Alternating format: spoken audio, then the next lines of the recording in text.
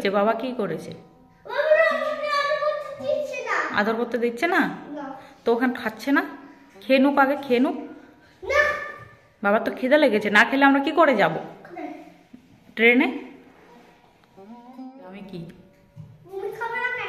আমি তো খেয়েছি, তখন খেলাম না দুপুরবেলায়। সব বাড়ি যাওয়ার জন্য রেডি হয়ে গেছি, আর আমার গোছগাছ করা পুরো কমপ্লিট হয়ে গেছে।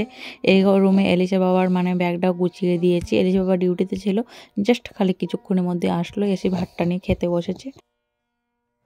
সো গাইস, সময় হচ্ছে এখন 5:30, আর আজকে 15 তারিখ। এখন বেরোচ্ছি, রবিবার আজকে। এখন বেরোচ্ছি, মামা বাড়ি যাব তো, আর বাবার বাড়িও যাওয়া হবে, শ্বশুর বাড়ি, মানে সব বাড়ি একসাথে ঘুরেই আসা হবে। আর যেহেতু নানির ইন্তেকাল করেছে তো সেই কারণে বিশেষ করে যাওয়া। এখন 4:30টায় ট্রেন আছে, 7:50-এ প্রায় ট্রেন ছাড়বে, ট্রেন আছে। তো এখন এখান থেকে যাব চিতপুরে, হোটেল থেকে গাড়ি আসছে। আর আমাদের সাথে আমার যাও যাবে, যা এসেছে আছে কলকাতা, তো যা যাবে আমাদের সাথে। ওদের জন্য একটুখানি ওয়েট করছি, ওরা খানিকক্ষণের মধ্যে চলে আসবে। আর পুরো রেডি হয়ে কমপ্লিট হয়ে গেছি, জাস্ট খালি বেরোনোর অপেক্ষা। তো চলো, যেতে যেতে কী করছি কী না করছি পুরোটাই তোমাদের সাথে ব্লগে শেয়ার করা হবে। আশা করছি ব্লগটা তোমাদের ভালো লাগবে। আর যারা নতুন চ্যানেলে ভিজিট করছো, প্লিজ চ্যানেলকে সাবস্ক্রাইব করে সেই পাশে থেকো। সো ফাইনালি আমরা বেরিয়ে পড়েছি, আর রাস্তায় প্রচুর ট্রাফিক জ্যাম আজকে। তো আমাদের পৌঁছাতে খুব একটা লেট হয়নি, কারণ একটুখানি মানে সময় নিয়ে হাতে বেরিয়েছিলাম। পৌঁছেই দেখি যে ট্রেন মানে লাগানোই ছিল লাইনে।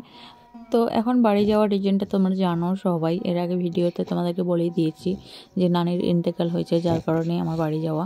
তো গিয়ে নানিকে দেখতে পাবো না, ভীষণ কষ্ট হচ্ছে জানো তো। এর আগের বার যখন মানে মাস 2 আগে বাড়ি থেকে মাসখানেকের মধ্যে আমাদের বাড়ি আসলো ডক্টর। তো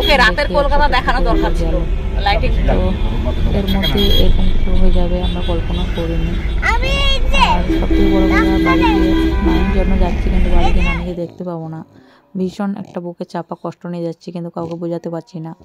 হাউমাউ করে কান্নাকাটি করে মানে করতে পারছি না। তো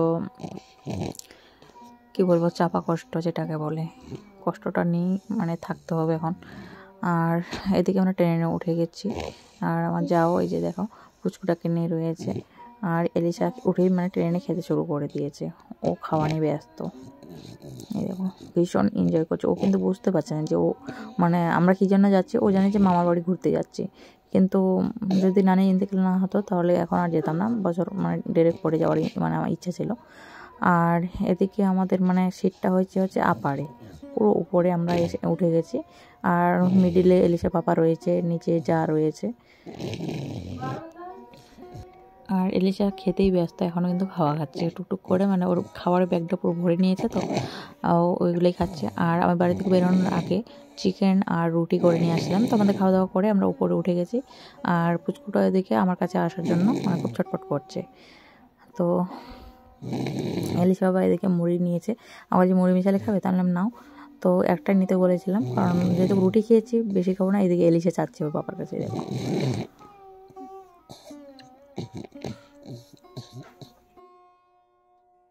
তো এখন সময় হচ্ছে প্রায় ভোর 5টার মতো, আর আমরা উঠে পড়েছি। উঠে নিচে সিট নামিয়ে দিয়ে, মিডল সিটে নামিয়ে দিয়ে নিচে বসেছি।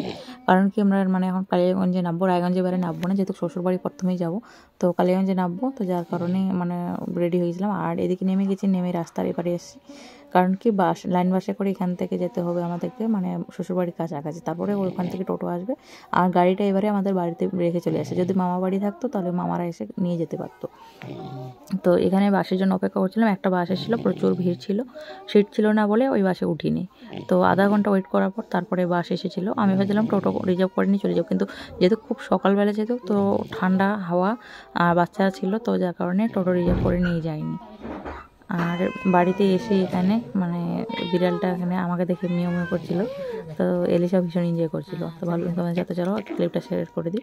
আর এরপরে শ্বশুরবাড়ি গিয়ে খাওয়া দাওয়া করে একটুখানি রেস্ট করে বেরিয়ে পড়েছিলাম বাবার বাড়ির উদ্দেশ্যে। মানে প্রথমে মানে বাবার বাড়ি এসে লাগেজপত্র রেখে দিয়ে মামা বাড়ি গিয়েছিলাম। আর মামাদের বাড়ি গিয়ে মামা সবার সাথে দেখা করে তারপরে অনেকটা রাতে আমরা গেছিলাম একটুখানি বাইরে রেস্টুরেন্টে খেতে, মামি নিয়ে গেছিলো। তো সেখান থেকে আস্তে আস্তে প্রায় 11টা বেজে গেছিলো রাত বাড়ি। তো চলো ওটা আর তোমাদের সাথে শেয়ার করা হয়নি। আর এদিকে আমার চোখ মুখের অবস্থা দেখতে পাচ্ছ, কাল মানে সন্ধ্যের সময় বেরিয়েছি আর তারপর থেকে জার্নি চলতেই আছে। এলিশারের চোখগুলো ভেতরে তলিয়ে গেছে, খাচ্ছে না কিছু, জানো তো, একদমই কিছু খেতে চাইছে না। আর বাড়িতে গাড়িটা নিয়ে এবারে আমরা বেরিয়ে গেছি। এই গাড়িটা কিন্তু আমাদের না, এই গাড়িটা আমার মামার গাড়ি। মামা বলেছে তোমরা যখন আসবে এখানে গাড়ি নিয়ে আসার দরকার নেই, কারণ অত দূর থেকে গাড়ি নিয়ে আসলে প্রচণ্ড কষ্ট হয়, তো যার কারণে অত দূর থেকে গাড়ি নিয়ে আসতে হবে না, আমার গাড়িটা বাড়িতে রয়েছে, তোমাদের যতদিন ইচ্ছা তোমরা গাড়িটা রেখে দিও। তো যার কারণে আমরা গাড়ি নিয়ে আসিনি। আর এটা হচ্ছে আমাদের মানে যেটা বালুরঘাট লাইন।